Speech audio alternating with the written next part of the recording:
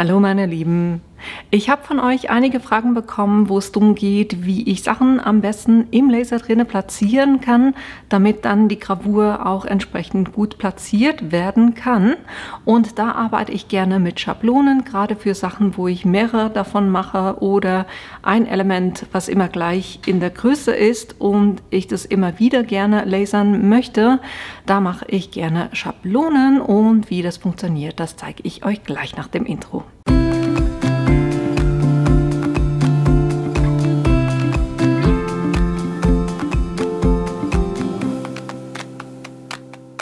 Was ich gerne machen möchte, sind solche Visitenkarten quasi.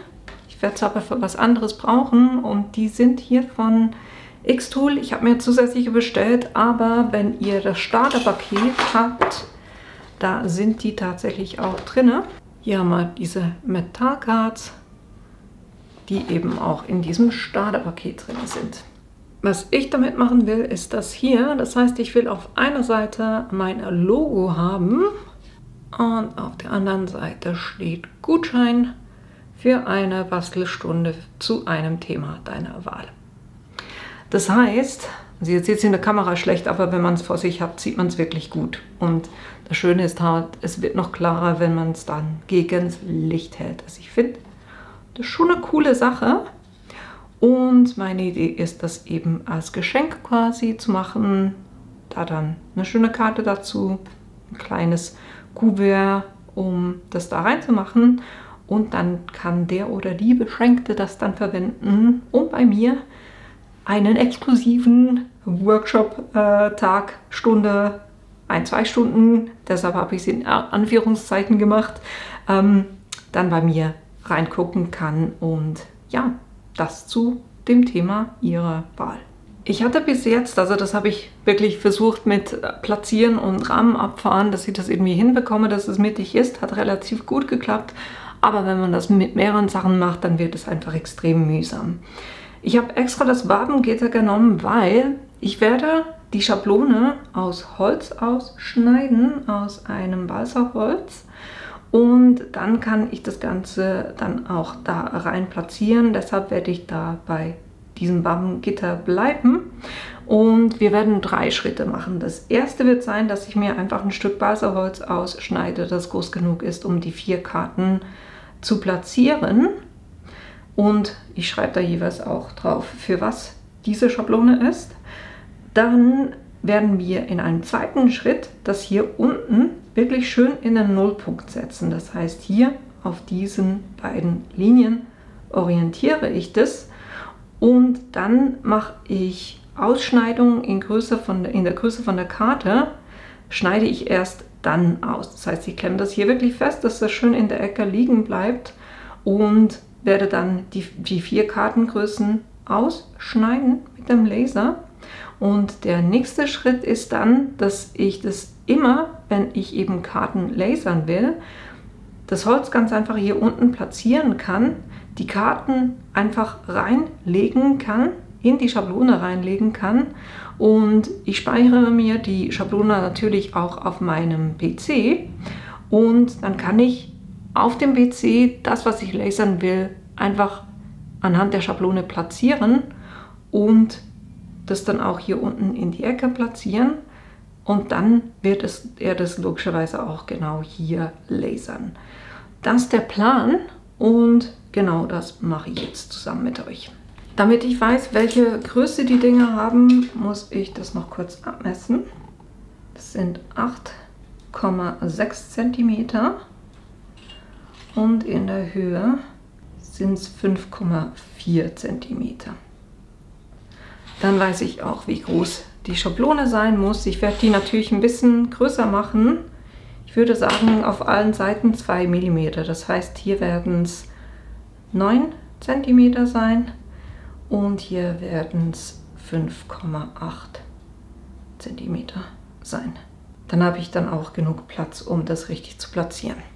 Ich bin hier im Creative Space von Xtool und da mache ich mir jetzt erstmal diese Formen, die Karten haben werden. Das heißt, Größe hebe ich auf die Verbindung, dann in der Breite habe ich gesagt, das muss 9 cm sein und in der Höhe hätte ich da gerne, nicht 9, 90 mm, da wir die Angaben in Millimeter haben. Und in der Höhe sind es 58. So, das ist eine Karte. Mache ich Command C, Command V, Command V, Command V, weil ich habe ja 4 von diesen Karten. Und die lege ich jetzt einfach mal so aneinander, dass das hier auch schön stimmig ist. Die setze ich alle schon mal auf Schneiden und Einstellungen. Moment, ich gehe hier kurz zum Material. 3 mm Basswood, angehobene Höhe 9. Und ich hatte ja euch auch schon gezeigt, wie ich jeweils Tests mache oder Testraster mache. Und da weiß ich, für Schneiden beim Basswood nehme ich eine 85 in der Power. Und von der Geschwindigkeit eine 7. Durchgang einer, passt. Das sind schon mal meine Visitenkarten. Jetzt kopiere ich hier kurz auch noch mal eines. Und das mache ich dann entsprechend höher, damit ich oben noch was schreiben kann. Ich auf der Seite genug Platz habe auch. Ich würde sagen, so passt es. Ich werde die 3 hier, kopiere ich kurz. Und hier gucke ich, dass ich richtig die Einstellung habe, das passt. Jetzt will ich hier noch einen Text einfügen, damit ich dann auch weiß, was das ist.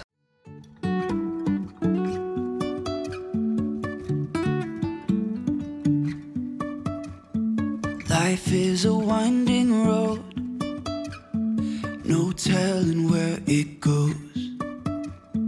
Driving through days and nights, won't stop for traffic. Und von den Formen her will ich jetzt auch noch Pfeile.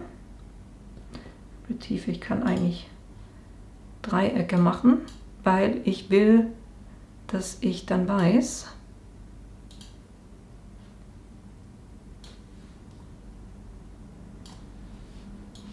wo ich das Ganze anlegen muss, damit es dann auch passt.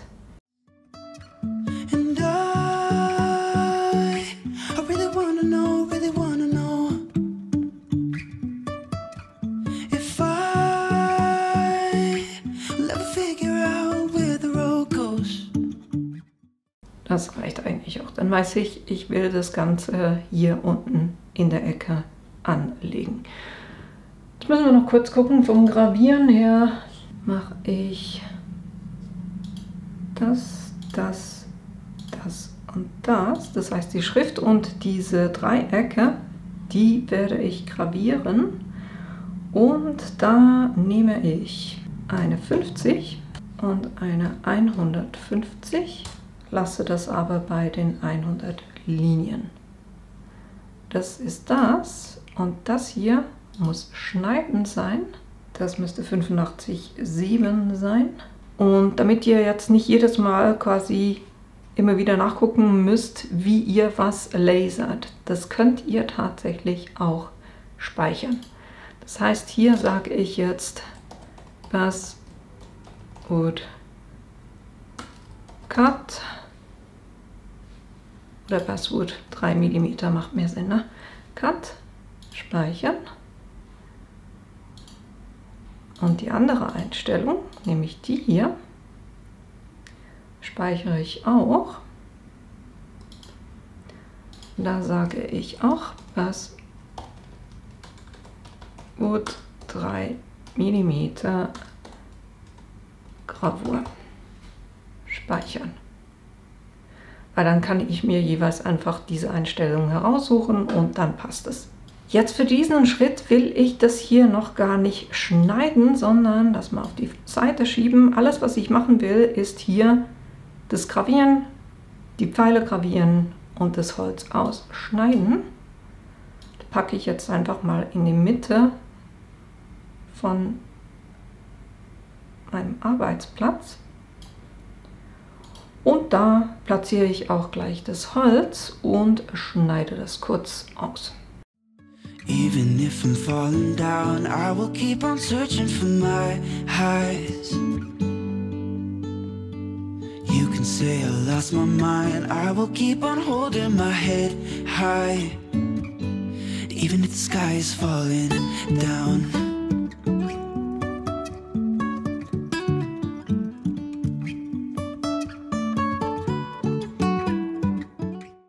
So, dann habe ich hier schon mein Brettchen ausgeschnitten, wo ich weiß, na, das ist für die Business Cards von Xtool, die 0,2 mm dick sind.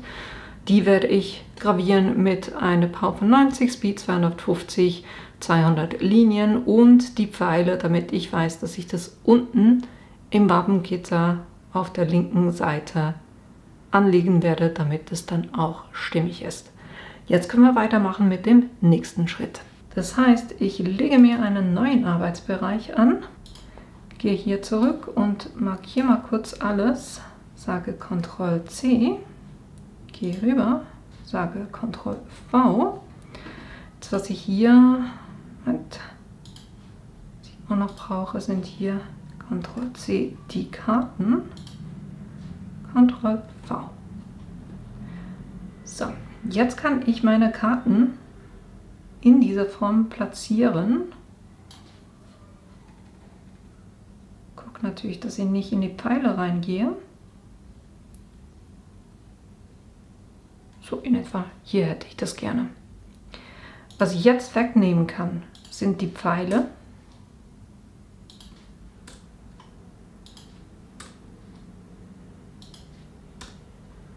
Und dieses Wort.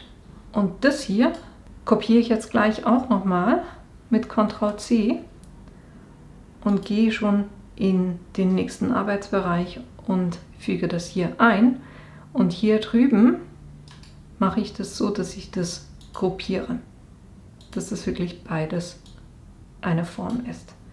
Weil die werde ich nachher brauchen. Und jetzt, was ich jetzt mache, ich gehe hier runter in die Ecke.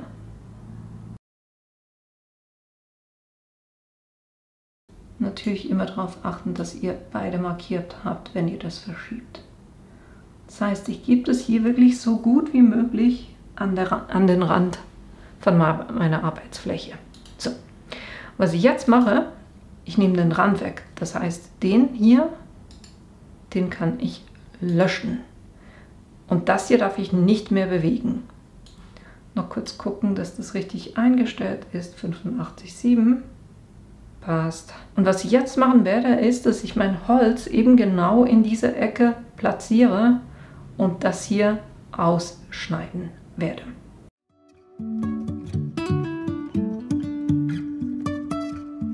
Jumping from cliffs so high, trusting our wings to fly. Sometimes we're crashing down, but we get up and start from the ground. Ich musste leider nach 2 Kästchen abbrechen. Das hat hier wunderbar funktioniert, aber Anwenderfehler. Ich zeige euch gleich, was er gemacht hat. Oder was ich ihm gesagt habe, was er machen soll. Er ist hier entlang gefahren und ging immer weiter und immer weiter. Dann habe ich gemerkt, das kommt nicht gut und habe den gestoppt. Weil, wenn ich das Ganze auf dem Arbeitsplatz in die unterste Ecke platziere, ich habe mein Holz hier hingelegt, im Laser drin. Aber eigentlich hätte ich es hier an dieser Linie orientieren müssen.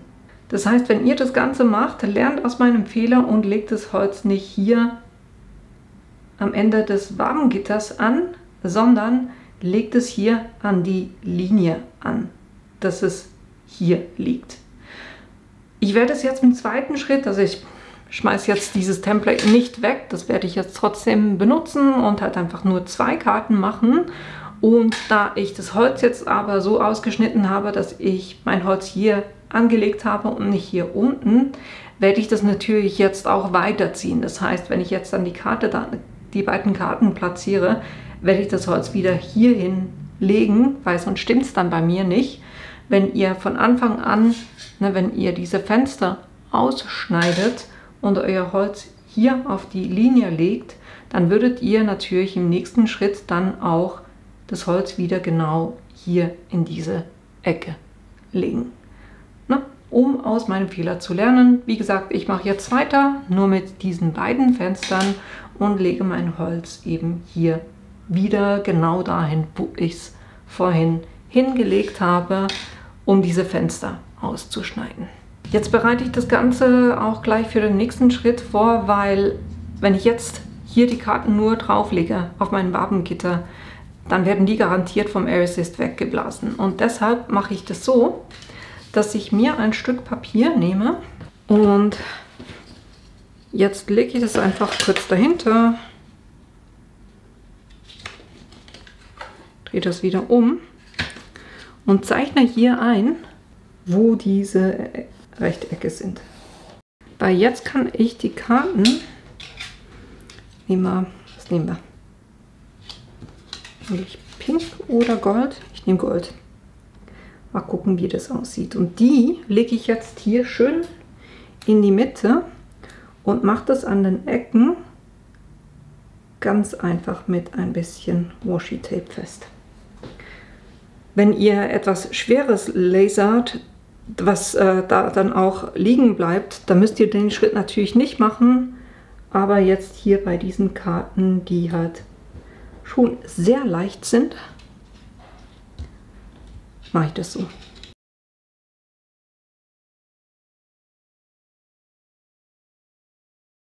Jetzt kann ich das hier drauflegen, dass es wieder schön stimmt und das von hinten auch noch festmachen.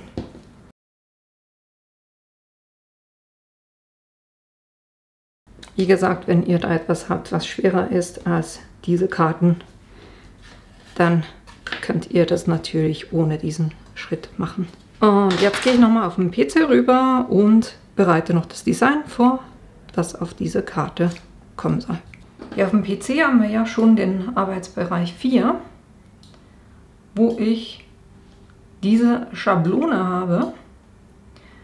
Und die platziere ich jetzt eben wieder genau an dieselbe Stelle, wie ich das vorhin hatte. Dann lasse ich die hier kurz genauso liegen. Mache das ein bisschen kleiner. Und dann hole ich mein Design, was ich gemacht habe. Als allererstes mein Logo, Ctrl+C, Ctrl+V. Dann kann ich das hier genau in die Mitte von diesem Rechteck platzieren. Und zwar auf beiden Seiten. Und dann kann ich die Schablone wieder wegnehmen. Und bei den beiden muss ich jetzt eben genau die Gravureinstellungen machen, die für die Businesskarten gelten. Das heißt, ich nehme hier beim Material, hat es hier diese Metall Business Cards und die beiden hier müssen jetzt eben auf 90 von der Leistung und 250 gesetzt werden und bei den Linien habe ich 200. Und genauso gebe ich das dann in den Laser rein, das heißt, ich werde eben die Schablone bei mir jetzt wieder an genau der gleichen Stelle im Laser reinlegen, das so festmachen und dann lasse ich das lasern. Und dann wiederhole ich diesen Schritt, das heißt, ich werde wieder die Schablone in die Ecke machen und dann mein zweites Design, was eben hier dieser Gutschein ist, nachher an genau diese Stelle machen, wenn ich dann die Schablone auch wieder da habe. Kleiner Tipp hier auch noch, was ich gesehen habe. Ihr seht, das Wort Gutschein ist so eine verschnörkelte Schrift. Und was es da neu gibt, ich schreibe hier kurz was.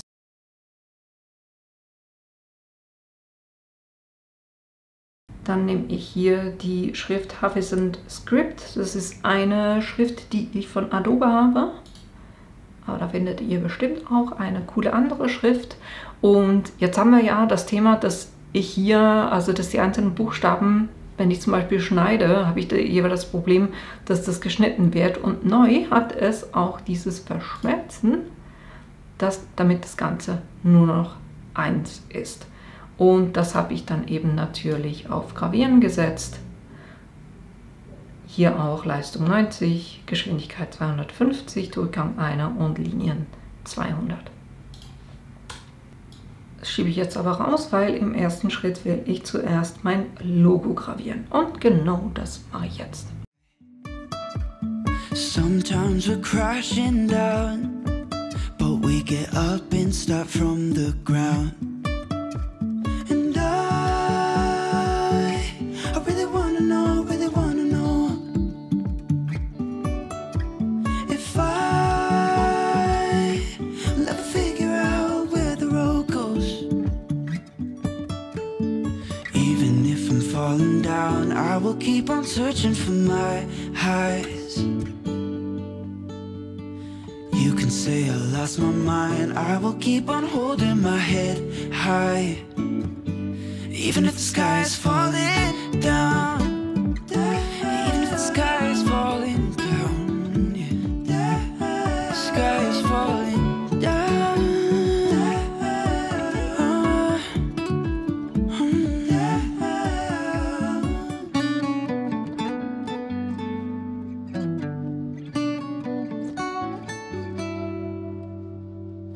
Even if the sky is falling down, even if the sky is falling down, yeah. So, meine Lieben, jetzt gucken wir uns natürlich noch das Ergebnis an. Ich habe dann das rosa, rot oder pinke trotzdem noch gemacht, weil ich gucken wollte, wie das aussieht. Das blaue hatte ich euch schon gezeigt. Das war das hier. Und es hilft definitiv, wenn ihr das kurz einfach mit einem Küchentuch abreibt, wenn es durch ist, um die letzten Resten da noch zu entfernen. Auf der anderen Seite haben wir das Logo. Dann mein persönlicher Favorit, muss ich ganz ehrlich sagen. Nicht für die Kamera. So. Und das ist so silbrig. Sieht extrem edel aus mit der Kombi von Gold. So, jetzt haben wir es. Mit dem Winkel geht's. Kann ich euch die andere Seite auch nochmal zeigen. Das ist das Goldene. Mein zweiter Favorit ist schwarz. Logisch. Wenn ihr mich so ein bisschen kennt, wisst ihr das, ne? Aber es sieht halt schon Hammer aus mit diesem Schwarz und dem Silber. Und das ist die Rückseite. Und dann eben noch das Pinke.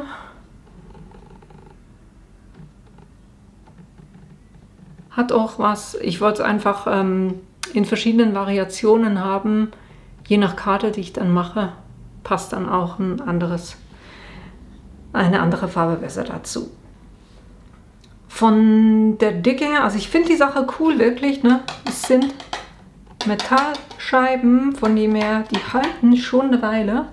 Wenn ich mir jetzt hätte was wünschen können, dann hätte ich eher das gerne ein bisschen dicker gehabt.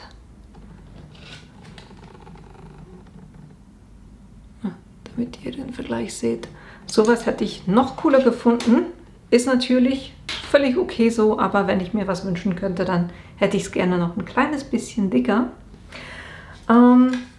Schablone, na, da könnt ihr natürlich auch das, was ihr ausgeschnitten habt, selber auch noch als Holzvisitenkarte zum Beispiel verwenden. Und das, was ich euch gesagt habe, mit dem Papier drunter machen, das mache ich eben nur mit Sachen, die von sich selber keine, also nicht schwer genug sind und ich da Gefahr laufe, dass das durch den Air Assist, dass sich das bewegt. Von dem her mache ich das dann einfach mit dem Papier drunter.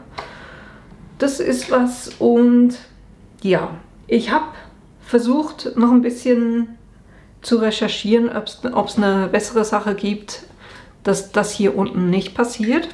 Wenn wir uns das Wabengitter angucken, dann steht hier unten in dieser Ecke 0, 0.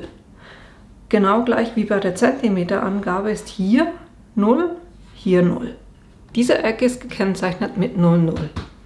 Wenn ich jetzt im Programm drin angebe für mein Element, macht das auf der X- und Y-Achse auf 0 an beiden Stellen, dann macht er das hier hoch, aber lustigerweise auch nicht, also es wäre eine gute Alternative, aber auch das funktioniert nicht, weil er geht hier auf diese Achse, was super wäre, aber hier geht er nicht in die Ecke, sondern er geht irgendwo hier oben hin. Also würde das auch nicht funktionieren. Und dann habe ich mir das Ganze noch angeguckt, wie sieht es denn mit der normalen Platte aus, wenn ich die drin habe.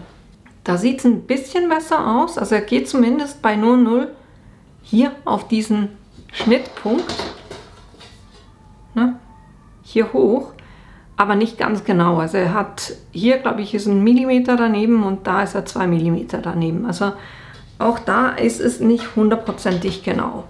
Und ich dachte eigentlich, das ist super, weil das rastet hier auch wunderbar ein. Ne? Ich kann das hier hinmachen, dann rastet es hier ein. Aber eben, ich zeige euch kurz, wo er durch ist.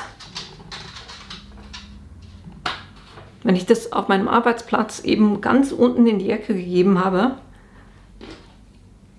dann ist er zwar hier, von der Seite her hat es wunderbar funktioniert, aber unten nicht. Ihr seht, eigentlich hätte das ganze Ding ungefähr hier oben starten sollen, ist aber runtergerutscht und deshalb ist es auch hier unten zu weit unten. Also ich weiß nicht, ob ihr das in der Kamera kennt, hier hat es weiter gelasert. Somit habe ich euch leider keine Lösung, was diese Skala angeht. Das ist einfach es wird 0, Punkt ist hier oben im Programm. Hier auf dem Wabennetz ist es hier unten. Das heißt, stimmt dann halt einfach nicht. Von dem her würde ich das weiterhin einfach genauso platzieren, wie ich es gemacht habe. Das heißt, hier an den Kanten auf der Arbeitsfläche im Programm drinne. Aber ich würde auf jeden Fall gucken, wenn ich was ausschneide, dass ich hier unten mindestens 1,5 cm Platz lasse,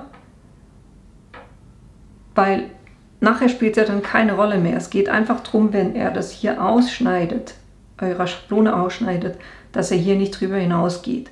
Von dem her hätte ich da halt einfach geguckt, dass ich die Schablone 1,5 cm dass ich die Schablone 1,5 cm länger mache. Na, dann wären wir hier. Und dann habt ihr unten auf jeden Fall genug Platz, dass ihr da dann nicht in den Rahmen reinschneidet. Und könnt dann eure Schablone, wenn sie dann ausgeschnitten ist, halt trotzdem hier in der Ecke platzieren. So würde ich es machen. Und es ist wirklich so, ihr könnt zum Vergleich mal gucken, hier die beiden.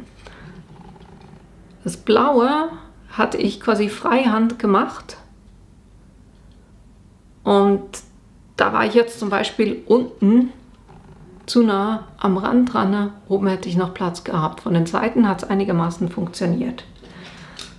Wenn ihr eine Schablone habt, dann könnt ihr es wirklich super genau positionieren, dass das schön in der Mitte ist und vor allem, dass jedes einzelne Element genau gleich ist. Das ist halt das Schöne, wenn ihr eine Schablone verwendet. Die Lösung mit diesem 1,5 cm, das ist so, wie ich das machen werde. Wäre schöner natürlich, wenn ich den 0 Punkt eingeben würde, wenn das auch unten links wäre, so wie das eben halt auf dem Wabengitter steht. Aber nun ja, wir arbeiten mit dem, was wir haben, ne?